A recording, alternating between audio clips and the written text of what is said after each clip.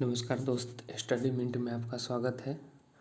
Top 20 science का दूसरा session लेकर के आ रहे हैं, तो चलिए डिस्कशन की ओर चला जाए। अंतरिक्ष यात्री निर्वात में क्वेश्चन पहला देखिए। अंतरिक्ष यात्री निर्वात में सीधे खड़े नहीं रह सकते क्योंकि देखिए, अंतरिक्ष यात्री निर्वात में सीधा खड़ा क्यों नहीं रह सकता है, यह पूछ रहा है। क्योंकि गुरुत्व नहीं होता है, अंतरिक्ष में गुरुत्व नहीं होता है, इसलिए अंतरिक्ष यात्री निर्वात में सीधे खड़े नहीं रह सकते हैं। अब गुरुत्व क्यों नहीं होता है, क्या है एक्चुअली देखिए, अंतरिक्ष में गुरुत्व वहाँ पे कम लगता है। गुरुत्व बल अंतरिक्ष में गुरुत्व बल कम लगता है। कम गुरुत्व बल लगने के कारण पेशीय शक्ति एवं अस्थियाँ कमज़ोर हो जाती है, और पेशीय शक्ति एवं अस्थियाँ कमज़ोर हो जाने के कारण अंतरिक्ष यात्री सीधे खड़े नहीं होता। तो वहाँ क्या होगा, गुरुत्व नहीं है, इसीलिए answer option A. Next question की ओर चलते हैं। अंतरिक्ष यान जो चक्कर लगा रहा है से एक सेव छोड़ा जाता है तो वह पृथ्वी की ओर गिरेगा, कम गति से गतिमान होगा। अंतरिक्ष यान के साथ साथ उसी गति से गतिमान होगा, ऑप्शन सी सही होगा। देखिए, अंतरिक्ष यान में यदि एक सेव छोड़ा जाए तो वहाँ पे क्या होगा कि वह अंतरिक्ष यान के साथ साथ उसी गति से गतिमान होगा, option C is right answer. Next question की ओर। पीसा की झुकी हुई मीनार गिर नहीं जाती है क्योंकि वह शीर्ष भाग में पतली हो गई है, नहीं। वह बड़े तल क्षेत्रफल को आच्छादित करती है, नहीं। इसका गुरुत्वाकर्षण केंद्र निम्नतम स्थिति में है, नहीं। गुरुत्व केंद्र से जाने वाली ऊर्ध्वाधर लाइन तल के अंदर रहती है, बिल्कुल ऑप्शन डी सही होगा। देखिए, कंसेप्ट इसका समझिए क्या। गुरुत्व केंद्र क्या होता है, तो किसी भी वस्तु का संपूर्ण द्रव्यमान जहाँ पे संकेंद्रित होता है, ध्यान दीजिएगा, किसी भी वस्तु का संपूर्ण द्रव्यमान टोटल मास जहाँ पे संकेंद्रित होगा उसी को बोलेंगे गुरुत्व केंद्र। यदि किसी भी वस्तु का गुरुत्व केंद्र उसके ऊर्ध्वाधर लाइन के अंदर से यदि जाता है तो वह नहीं गिरेगा। पीसा की झुकी हुई मीनार का भी वही कंसेप्ट है कि उसके गुरुत्व केंद्र जो है ऊर्ध्वाधर लाइन तल के अंदर रहती है। ऐसा अनुमान है 2030 से लेकर 2050 के बीच में यह जो गुरुत्व केंद्र है ऊर्ध्वाधर लाइन के बाहर से होकर के गुजरेगी, तो 2030 से 2050 के बीच में पीसा की मीनार गिर जाएगी। तो हमेशा याद रखिएगा, बार बार पूछा जाता है एग्जाम में, पीसा की झुकी हुई मीनार गिर नहीं जाती है क्यों, तो क्योंकि गुरुत्व केंद्र से जाने वाली ऊर्ध्वाधर लाइन तल के अंदर रहती है। चलिए नेक्स्ट क्वेश्चन की ओर। यदि पृथ्वी और सूर्य की दूरी जो है उसके स्थान पर दोगुनी हो जाए, यानी आर, दूरी को हम हमेशा आर से डिनोट करते हैं, आर अब वह दो गुना बढ़ जाए, तो सूर्य तथा पृथ्वी पर गुरुत्वाकर्षण बल जो पड़ता है वह होगा। देखिए, एक कंसेप्ट आता है, एक है F = G m1 m2 बटा r²। एक मेरा इक्वेशन निकलता है, एक मेरा फार्मूला निकलता है। तो यहाँ से क्या होता है कि आप लिख सकते हैं F is inversely proportional to r²। अब मेरा जो यह r है इसके बारे में बोल रहा है कि इसको हम 2 गुना कर दें, तब क्या होगा कि पृथ्वी पर गुरुत्वाकर्षण बल जो पड़ता है वह क्या होगा, तो r को 2 गुना कर देना है। तो F r को रखिए यहाँ पे 2 गुना करके 1/r के जगह पे हम 2r का स्क्वायर करेंगे, तो कितना हो जाएगा 1/4r²। यानी देखिए, यानी हो जाएगा, पहले कितना था r, अब उतना कितनी यहाँ r² था, अब कितना हो गया 4r², यानी 1/4, यानी 1/4 गुना अब हो गया गुरुत्वाकर्षण बल जो पृथ्वी पर लगेगा वह कितना हो गया, तो 1/4 हो जाएगा। यानी अब जितना है उसका चौथा भाग है, अब जितना है उसका चौथा भाग है, 4 गुना नहीं, 4 गुना। देखिए यहाँ पे 4 गुना है, ऑप्शन बी में 4 गुना नहीं, क्योंकि यदि 4 ऊपर में आता तब 4 गुना हम कर सकते थे, लेकिन यहाँ नहीं, 1/4r² है, इसीलिए अब जितना है उसका चौथा भाग रहेगा, ऑप्शन सी। जब कोई वस्तु ऊपर से गिराई जाती है तो उसका भार क्या होगा। कोई भी वस्तु को हम ऊपर से गिराएंगे, ऊपर से यानी कि वायु का इसमें चर्चा नहीं है। जब देखिए वायु का इसमें चर्चा नहीं है, बार बार कह रहे हैं कि इस तरह के क्वेश्चन को हमेशा देखिएगा कि वायु या हवा का चर्चा है या नहीं। तो इसमें वायु या हवा का चर्चा नहीं है, तो हम समझ जाएंगे कि यह कंडीशन जो है वह निर्वात का है, निर्वात का कंडीशन है। तो इस कंडीशन में कभी भी देखिएगा जो वस्तु ऊपर से गिरेगी उसमें m और g दोनों में से कोई भी चेंज नहीं होगा। तो जब m और g चेंज नहीं होगा तो W बराबर होता है भार बराबर वेट बराबर m इंटू जी। तो जब ये दोनों कभी बदलेगा ही नहीं तो उसका भार अपरिवर्तित रहेगा। तो जब कोई वस्तु ऊपर से गिराई जाती है तो उसका भार अपरिवर्तित रहेगा। हवा में लोहे और लकड़ी की समान भार की गेंद को समान ऊंचाई से गिराने पे, देखिए यहाँ वहाँ पे हवा का चर्चा नहीं था तो निर्वात मान लिया। अब यहाँ पे हवा का चर्चा है, तो जब हवा का चर्चा है तो इसमें निर्वात नहीं मानना है। अभी निर्वात वाला कंडीशन समाप्त। हवा में लोहे और लकड़ी की समान भार की गेंद को समान ऊंचाई से गिराने पर, इसका कंसेप्ट बताए थे कि जब भी समान ऊंचाई से गिराइएगा हवा की उपस्थिति हो तो हमेशा लोहे का वस्तु जो है वह पहले गिरेगा, लोहे का वस्तु पहले गिरेगा और लकड़ी का वस्तु वह है बाद में गिरेगा।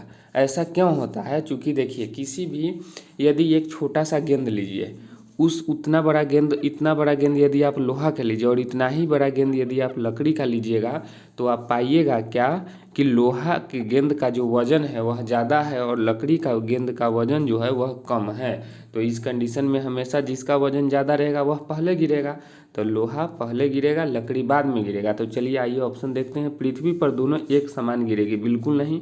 कब एक समान गिरती? जब हवा का चर्चा नहीं रहता तब एक समान गिरती। एक पहले गिरेगी एक बाद में गिरेगी, बिल्कुल। यह भी देखिए सोचने वाला बात है, एक पहले एक बाद।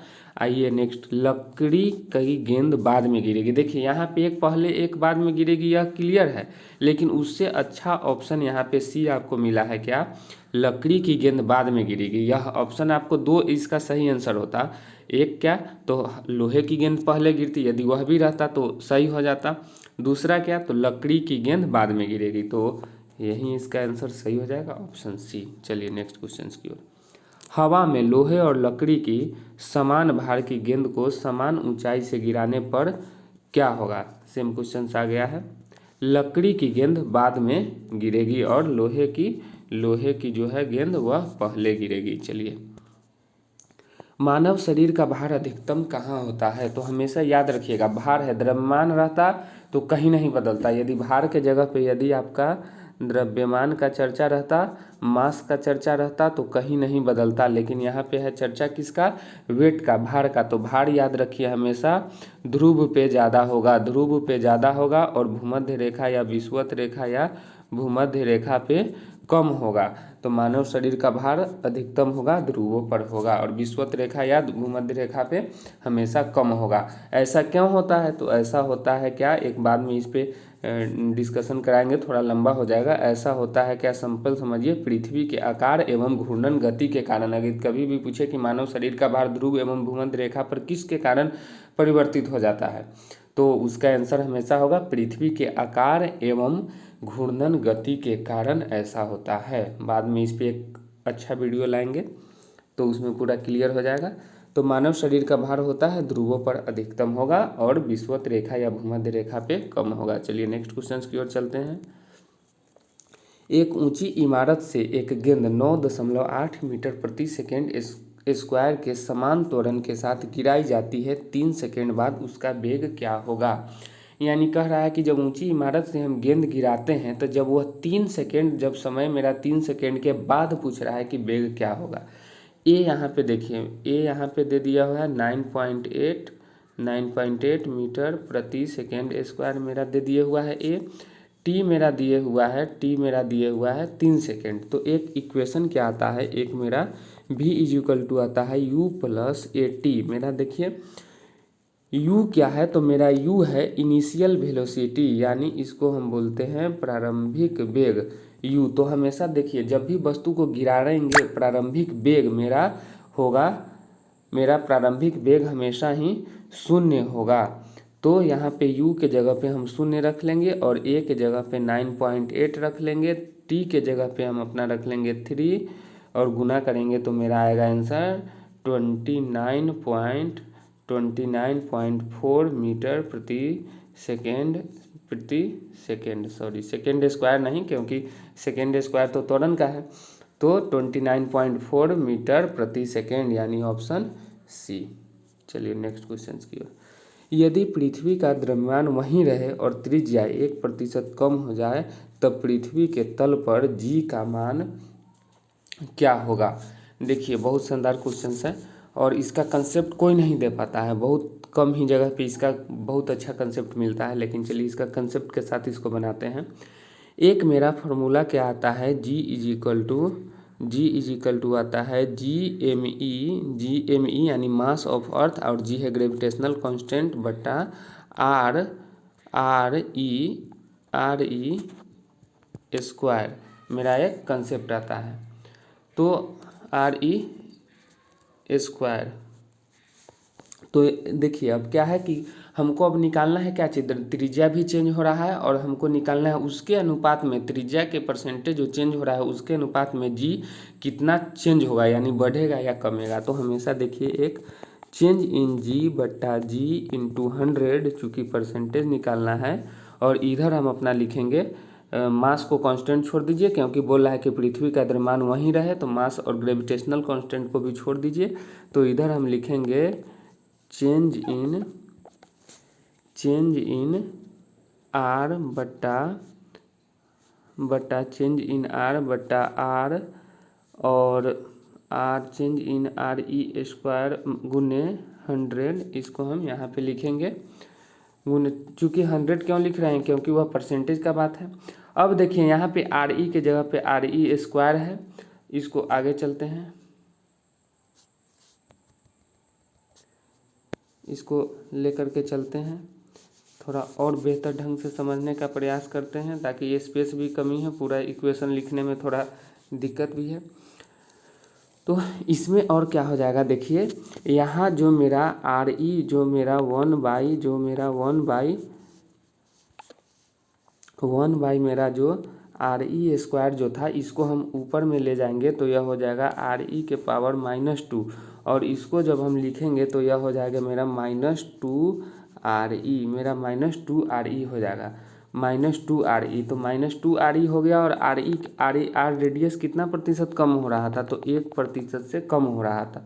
तो -2 इंटू 1% से कम यानी -1, तो यह गुना करेंगे -2 इंटू -1, तो यह हो जाएगा मेरा +2, यानी मेरा जी कितना बढ़ गया, तो 2% मेरा जी बढ़ गया। चलिए नेक्स्ट, तो हमेशा 1% त्रिज्या कम हो जाएगा तो उसका जी है वह 2% बढ़ जाएगा। नेक्स्ट क्वेश्चन की ओर चलते हैं।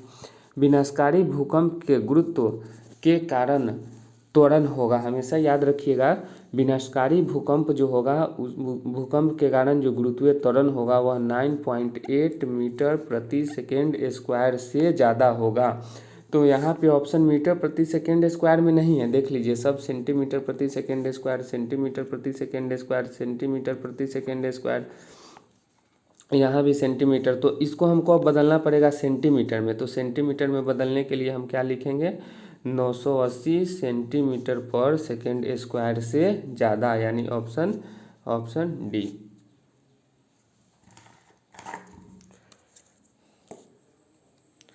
नेक्स्ट क्वेश्चन की ओर चलते हैं।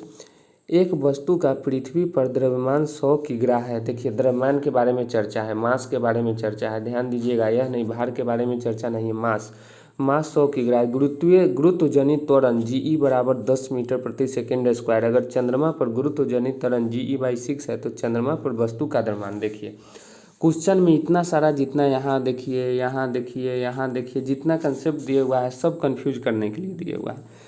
हमको डायरेक्ट देखना है यहाँ पूछ क्या रहा है, वस्तु का द्रव्यमान, यहाँ क्या दिए हुआ है, पृथ्वी पर वस्तु का द्रव्यमान। तो हमेशा क्या हम बताए हैं कि द्रव्यमान कभी चेंज नहीं होता, द्रव्यमान कभी भी चेंज नहीं होता। तो इसका आंसर क्या हो जाएगा, 100। चेंज क्या होता है, तो चेंज मेरा होता है वेट, मेरा चेंज होता है, चेंज मेरा होता है भार चेंज होता है। वो भी किस कारण चेंज होता है, तो जी के कारण, क्योंकि W बराबर होता है m इंटू जी।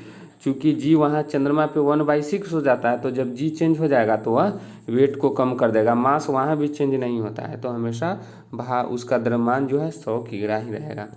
नेक्स्ट क्वेश्चन, निम्न में कौन सुमेलित क्रम में है? देखिए, रेडियम का आविष्कार कौन किया था? तो रेडियम का आविष्कार याद रखिएगा 1898 ईस्वी में रेडियम का आविष्कार मैडम क्यूरी एवं पियरे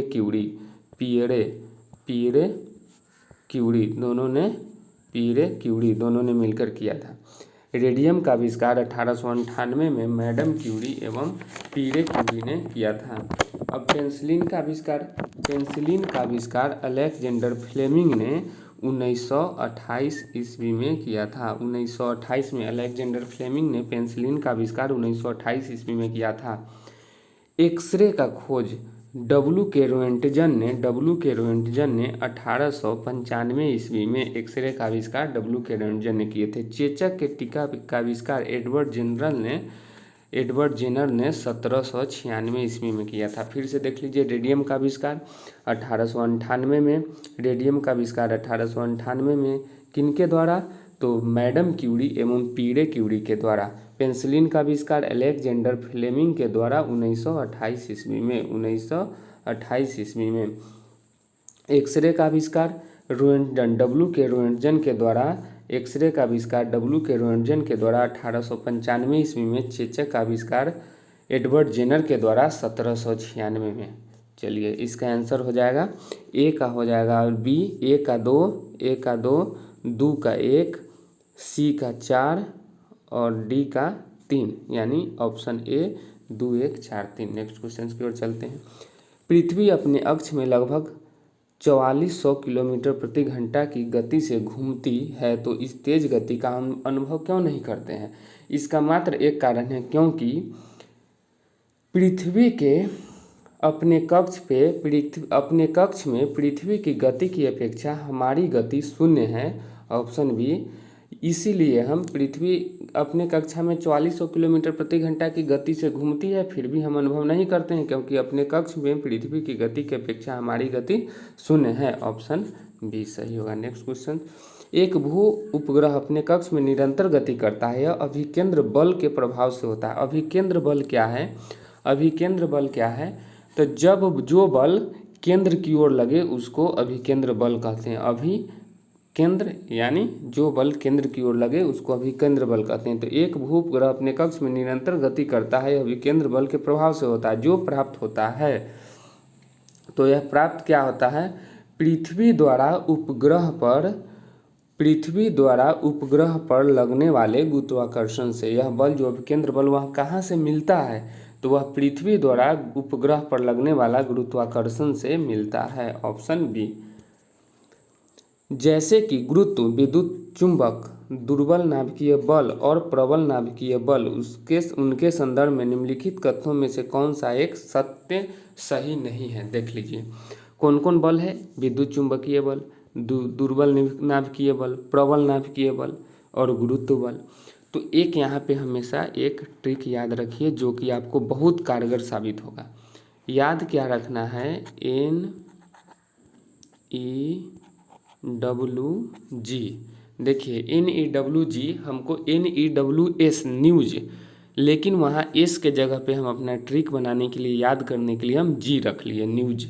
अब न्यूज में हमको याद कर लेना है क्या? सबसे ज़्यादा बल यदि किसी का है तो वह है न्यूक्लियर फोर्स के पास। उसके बाद है ई हो गया इलेक्ट्रोमैग्नेटिक यानी विद्युत चुंबकीय बल, डब्ल्यू हो गया वीक फोर्स यानी कमजोर बल, और जी हो गया ग्रेविटेशनल फोर्स यानी गुरुत्व बल। तो सबसे ज़्यादा यदि पूछे कि किसके पास है बल, तो हमेशा न्यूक्लियर फोर्स सबसे ज़्यादा। उससे कम किसके पास? तो ई इलेक्ट्रोमैग्नेटिक। न्यूक्लियर फोर्स से थोड़ा कम इलेक्ट्रोमैग्नेटिक, इलेक्ट्रोमैग्नेटिक से कौन? बिग फोर्स से भी कम कौन? तो ग्रेविटेशनल फोर्स। यानी सबसे ज़्यादा किसके पास बल है? तो वह है न्यूक्लियर फोर्स। सबसे कम किसके पास बल है? तो वह है ग्रेविटेशनल फोर्स। आइए ऑप्शन में, गुरुत्व चारों में सबसे प्रबल बल है। बिल्कुल गलत, क्योंकि गुरुत्व बल चारों में सबसे कमज़ोर बल है। यहाँ पे हम डायरेक्ट बता दिए कि गुरुत्व बल सबसे कमज़ोर बल, इससे ज़्यादा वीक फोर्स, इससे ज़्यादा बल इलेक्ट्रोमैग्नेटिक फोर्स, इसके ज़्यादा बल न्यूक्लियर फोर्स। विद्युत चुंबकीय सिर्फ विद्युत आवेश वाले कणों पर क्रिया करते हैं, बिल्कुल सही है। दुर्बल नाभिकीय बल विघटन अभिकता का कारण है, सही है। प्रबल नाभिकीय बल परमाणु के केंद्रक में प्रोटॉन और न्यूट्रॉन को धारित किए रहता है। सही है। अब इसमें हमको गलत खोजना था, तो कौन है? गुरुत्व चारों में सबसे प्रबल है, यह गलत है। गुरुत्व सबसे कमजोर बल है। ऑप्शन इसका ए सही हो जाएगा। किसी लिफ्ट में बैठे हुए व्यक्ति का अपना भार अधिक मालूम कब पड़ेगा? जब लिफ्ट त्वरित गति से ऊपर जाता है तो उसका भार अधिक मालूम होगा, और जब त्वरित गति से वह नीचे आएगा तो उसका भार उसका घटा हुआ यानी कम हुआ मालूम पड़ेगा। Option A. लोलक घड़ियां गर्मियों में सुस्त हो जाती है क्योंकि गर्मियों में दिन लंबे होते हैं, कुंडली में घर्षण होता है, लोलक की लंबाई बढ़ जाती है, लोलक के भार में परिवर्तन होता है। देखिए T = होता है 2π√L/g, यानी T किस पे डिपेंड करेगा? तो T डिपेंड करेगा T = √L, और T डिपेंड करेगा T = inversely proportional to 1/g। तो T हमेशा डिपेंड करेगा L और G पे डिपेंड करेगा। T हमेशा L और G पे डिपेंड करेगा। तो आइए T हमेशा, तो गर्मियों में क्या होता है कि गर्मी में क्या है कि L गर्मी में L बढ़ गया, लंबाई गर्मी में बढ़ गया। लंबाई बढ़ जाने से क्या होगा कि टाइम पीरियड T भी बढ़ गया, क्योंकि डायरेक्टली प्रोपोर्शनल जब भी होगा, डायरेक्टली प्रोपोर्शनल होगा तो हमेशा जब L बढ़ेगा तो T भी बढ़ेगा, और जब L घटेगा तो T भी घटेगा।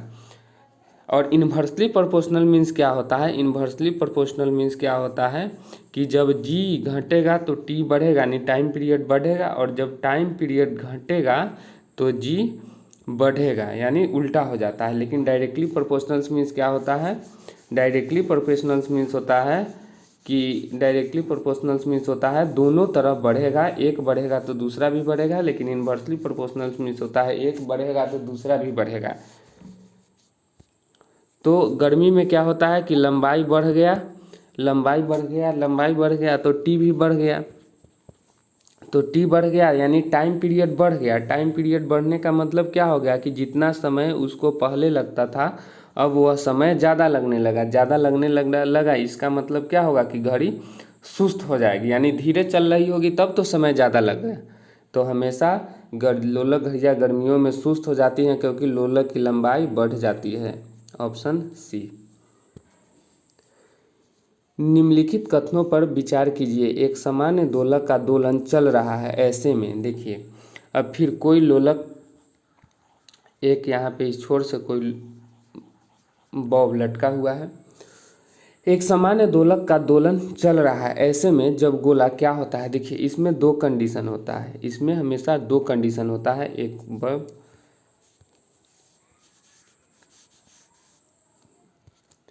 इसमें हमेशा दो कंडीशन होता है। दो कंडीशन क्या होता है? एक कंडीशन में क्या, जब मीन पोजीशन पे रहता है, जब वह जो दोलन कर रहा होगा वह मीन पोजीशन पे रहेगा तब क्या होगा, और एक जब चरम बिंदु पे रहेगा। चरम बिंदु मीन्स कहने का मतलब हो गया कि यदि कोई बॉब है तो मीन पोजीशन मतलब यहाँ, चरम बिंदु मतलब या तो यहाँ, क्या यह दोलन करते समय अधिकतम ऊंचाई यहाँ तक पहुँचेगा और इधर से यहाँ तक पहुँचेगा, तो यह दोनों तरफ, यानी जब इस कंडीशन में रहेगा तब क्या होगा, और जब नीचे यहाँ बीच में रहेगा तब क्या होगा। दो कंडीशन होता है। तो हमेशा याद रखिएगा कि जब भी मीन पोजीशन में रहेगा यानी मध्यमान स्थिति में रहेगा तो इस पे फोर्स यानी कोई बल कार्य नहीं करेगा। जब मीन पोजीशन में रहेगा तो मीन पोजीशन में जब रहेगा तो फोर्स काम नहीं करेगा और त्वरण शून्य होगा। मीन पोजीशन पे रहेगा तो कोई बल कार्य नहीं करेगा यानी फोर्स काम नहीं करेगा, बल त्वरण हमेशा शून्य होगा और वेग अधिकतम होगा। वेग जो है v जो है वह मैक्सिमम होगा। तो जब v मैक्सिमम है तो काइनेटिक एनर्जी बराबर होता है 12mv²। तो जब v मैक्सिमम है तो काइनेटिक एनर्जी भी यहाँ पे मैक्सिमम होगा। जब v मीन पोजीशन पे क्या क्या होगा तो बल कार्य नहीं करेगा, एक त्वरण शून्य होगा, वेग मैक्सिमम होगा। जब भी वेग मैक्सिमम होगा तो काइनेटिक एनर्जी भी मैक्सिमम होगा और पोटेंशियल एनर्जी भी शून्य होगा। पोटेंशियल एनर्जी क्यों शून्य होगा? क्योंकि potential energy is equal to होता है potential energy is equal to होता है, potential energy is equal to होता है mgh, और यह g और a बराबर होता है। तो यहाँ पे a अगर ये g को a मान लिया जाए और यह 0 हो जाए तो पोटेंशियल एनर्जी को पूरे को 0 कर देगा, तो पोटेंशियल एनर्जी भी शून्य हो जाएगा। तो हमेशा मीन पोजीशन में क्या होगा, मीन पोजीशन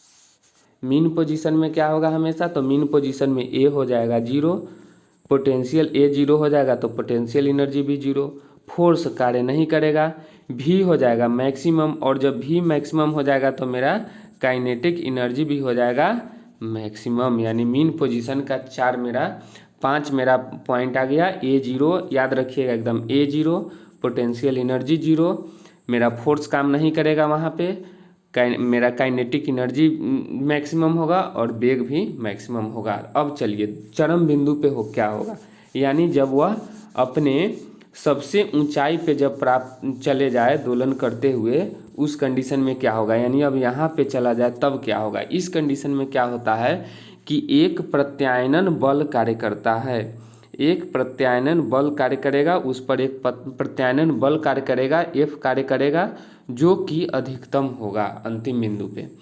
यहाँ पे मीन पोजीशन पे ए 0 था, लेकिन यहाँ पे त्वरण क्या होगा, मीन पोजीशन पे त्वरण मेरा अधिकतम होगा, और जब त्वरण मेरा अधिकतम हो जाएगा तो पोटेंशियल एनर्जी भी मेरा अधिकतम हो जाएगा।